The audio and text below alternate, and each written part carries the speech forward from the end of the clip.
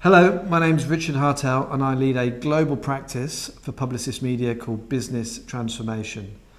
Business Transformation is all about helping our clients unlock growth by using technology and media, content, data, in order to be able to help them reimagine what their customer experience might look like, both for consumers and for customers alike. And I say for consumers and for customers alike, because of the way the whole journey is collapsing from content to commerce in a single swipe. So we have to understand consumers at scale and what they do before they buy your products, before they buy a chocolate bar.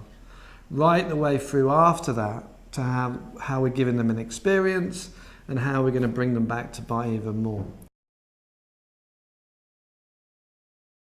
So there are 4 areas that I would like to talk about that I think are going to be the most important for brands and advertisers and consumers. And they are artificial intelligence, discovery 4.0, the connected world, and what I call mixed realities.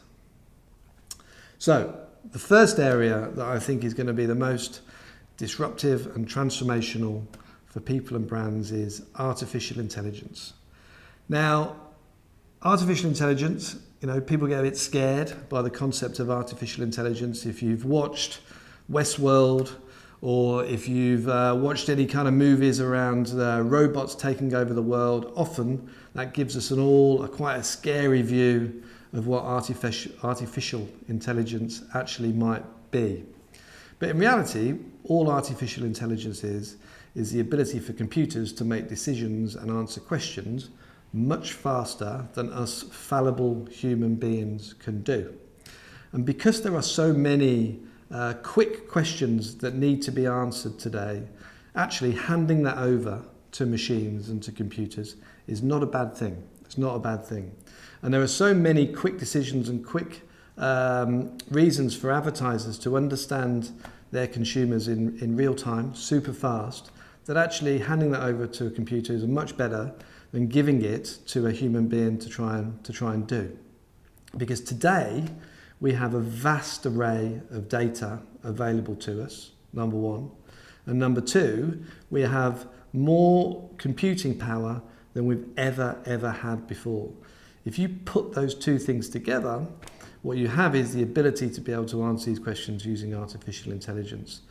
And I think there is I'll give you all an example of how artificial intelligence is kind of helping brands and advertisers, is that it's allowing you to understand what your consumer wants in real time immediately. So take the example of a bank.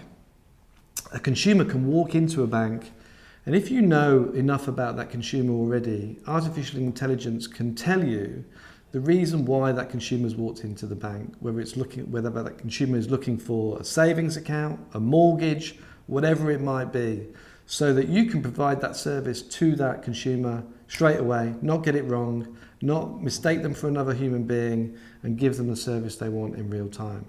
And you can apply that to advertising.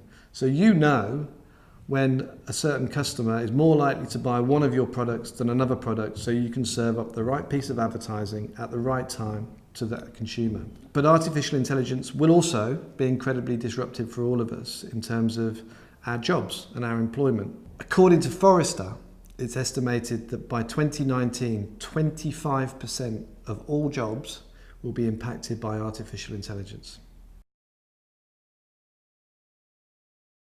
So the second thing I'd love to talk to you about is Discovery 4.0.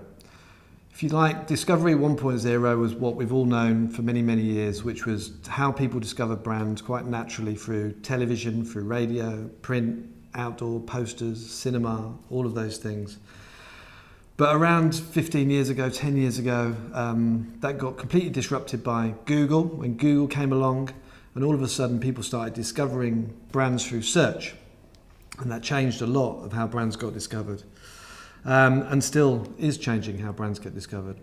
Then social came along, and all of a sudden people started to share with their friends and family via Facebook brands and what they thought about brands. And again, that disrupted it, and that was Discovery 3.0.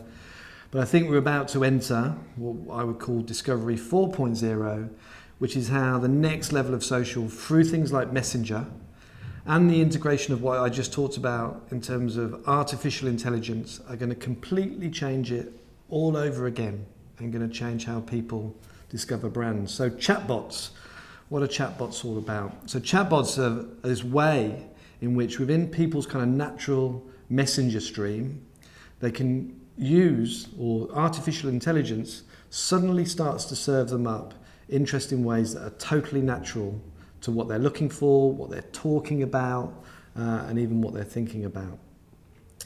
So the way in which that works is, imagine the moment your mobile phone, if you want to do something, we all see it on our iPhone, we're kind of clicking on an app, I need to do this or I need to do that, and we need to find the next thing, and it's quite simple, but it's not as simple as actually potentially it should be.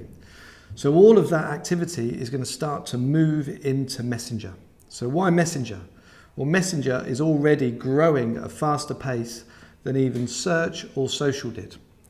So Messenger around the world is quickly becoming the way in which people are communicating with their friends over and above things like Facebook. And then what's happening is these chatbots, which are these ways in which brands are starting to interact with consumers, are starting to be integrated into Messenger. So the third area I'd love to talk about is the connected world and what that means for our lives. So mobile phones are amazing things. We've all got a mobile phone, and actually what we can do with a mobile phone today is amazing compared to what we thought we could do with a mobile phone just 5 or 7 years ago. But actually, even today, having to walk over to my mobile phone to make a call or to order a taxi or to buy some groceries actually feels like slightly a laborious process and not as easy and as seamless as maybe it should be. So what's the next step of that? Well, one of the biggest things that's happening today is the growth in what's called smart speakers. So I don't know if any of you've got one of these yet, but something like Amazon Echo, which is a smart speaker from Amazon, or even the newest one, which is Google Home, which is a smart speaker from Google, which is giving rise to what I would call ambient marketing, which is the ability for you to be able to get information, to get content, to call up brands or search for brands just by using your voice. So it's the power of artificial intelligence again, but in the space of voice. So that I could just walk around my home and shout to Alexa, which is the name of the Amazon Echo smart speaker, and ask for a recipe for something I'm cooking tonight, ask to order an Uber, ask to turn up my thermostat in my home, or do countless other things in my home.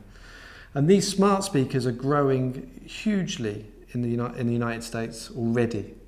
So there are already 21 million connected homes in the United States, and sales of Amazon Echo are already 3 million, with only being launched a year ago in the US, and they're just now launched in the UK as well. So VR is huge, but actually the one that I want to talk about is mixed reality, which I think is going to be the biggest single game player. Because actually all of these things, augmented reality has a mobile phone in the way, and virtual reality has some slightly odd looking glasses or goggles in the way. But mixed reality can actually make that technology disappear somewhat into the background. So there's a company called Magic Leap, which I think is going to be the most disruptive technology company for a long, long time. And you can already tell there's lots of people who kind of share this point of view. So Magic Leap has already raised $1.4 billion in rounds of fundraising, and is already valued at $4.5 billion, with the likes of Google and Alibaba backing that company. And the reason being is what they can do is they can put those types of experience completely naturally into your environment. And all you've got to wear is some fairly natural looking glasses to be able to do that. So what does this mean for you? Well, I think there's 3 areas of focus for you. And that's intelligence, creativity, and technology. First one is intelligence, which is how you build up data, and not for the sake of just having lots and lots of data, because that's a huge mistake to make, but to build up understanding of people, to understanding of your consumers and how they live their lives and how they live their lives around your brands.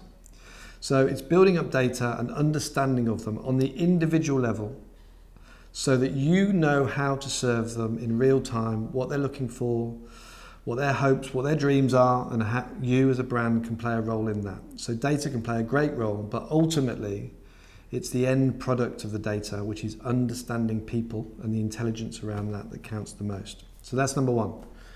Number two is creativity. Creativity still matters. How you make it magic still matters. So you can make it right using data, but you can make it magic using creativity. So to bring the forces of creativity to this is incredibly important. To make that leap from what you understand about people to what you can give them as a brand is still incredibly powerful, and you still need to bring that forth. What you can now do is bring that forth in more powerful ways than you ever could before because of technology. And technology can make it happen in new ways. Technology can allow you to serve customers in new ways, to give them not just entertainment, but to give them utility and to give them information and new ways of thinking about your brand, and to wrap your brand in new things that make your brand more valuable to your customers. So technology, not just for the sake of it, but technology to bring to life creativity and to bring to life the intelligence that you have around your customers.